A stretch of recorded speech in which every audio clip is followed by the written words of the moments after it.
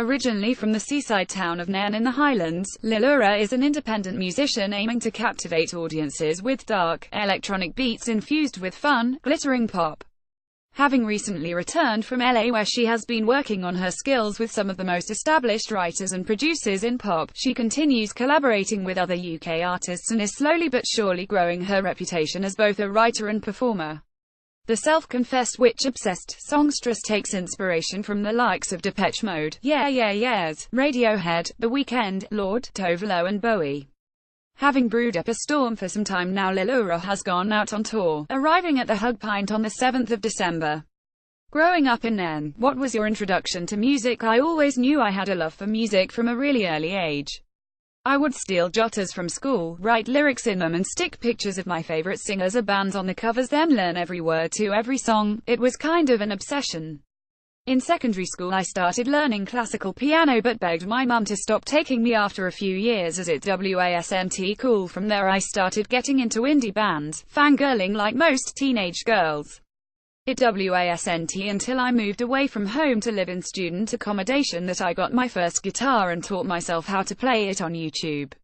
From there I started writing my own material and eventually playing at open mic gigs in Glasgow. What about your interest in electronic music? How did it develop? Growing up with a festival like Rockness on my doorstep, I was exposed to some electronic acts at a pretty young age. I remember seeing Fatboy Slim and Justice for the first time there and was completely hooked.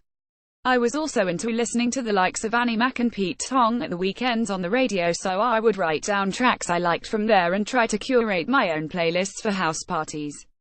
Again, when I moved away to university I discovered a lot more. I went out loads in my first year and discovered Glasgow's subclub, which I went to every Tuesday with my flatmates. I guess I still had a bit of that obsessive streak in me as I would go home and look up acts online to make myself familiar with their music and expanded my knowledge from there.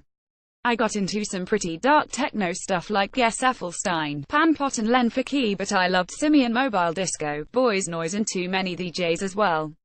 Now some of my good friends are house music producers, so I regularly attend local club nights at home. It's great.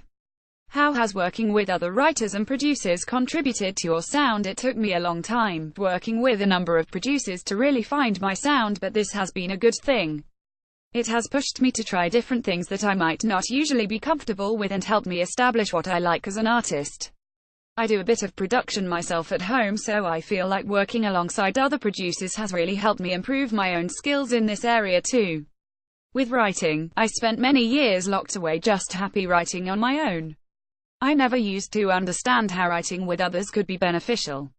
I started attending local workshops where I met some great writers and was pushed out of my comfort zone with some of the exercises we participated in, which was a push I needed.